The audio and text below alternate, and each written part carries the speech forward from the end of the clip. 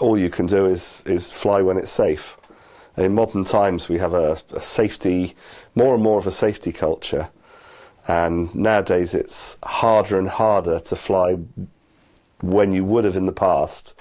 We're now limited with regulation. The legislation that gets poured upon us by Europe, I mean, you will not have escaped the fact that now we can't do what we used to, just get in the aeroplane, come out from Guernsey, find Aurigny and land. Now it has to go up to a specific height. You're almost halfway to France before you turn around and get the airport. It's horrendous, probably put the fuel bills up by about 20%. Now it takes at least 20 minutes plus, where it always used to take 12. So progress is not necessarily a good thing. But we never had any incidents, because that was the way. In my experience of flying, unless you've explored the limits of an aircraft, and I don't mean to the nth degree, you don't know what it can do. And there are occasions, especially in Aurigny, when you need to know what it can do. The pilots we've got today are good.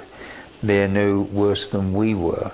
But what they haven't got nowadays is the ability to have the opportunity to do what we did, because now they're not allowed to.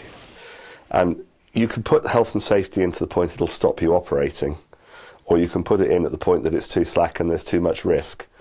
And it's finding the happy balance. And it is very frustrating when it's put upon you and it's getting stricter and stricter and you can't do what you used to do, and you know you can do it, but you can't anymore. Because I've been in weather conditions where I have been literally full control and nothing more, in other words out of control, and it's just managed to hold it. Now the only way I did that into very significant crosswinds and turbulence was to increase the landing speed to 100 knots. Now the company recommend 78 knots with full flap, but that's not the way to do it. It's stick it at 100 knots with half flap, and then you get more dynamic force over the tail, so therefore you can counteract any problems with crosswinds much more easily.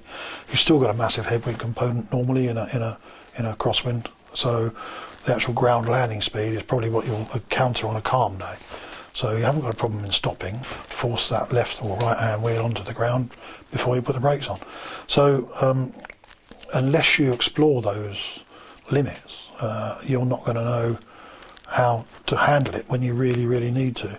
If you're landing too slowly and you get hit by a big gust, there's nothing going to stop you going off the runway. The only way you can do that is by speeding it up, getting traction and making sure you're on the right line before you commit to stopping. If you're not committed to stopping, in other words you're not sure, just keep going. Done it loads of times.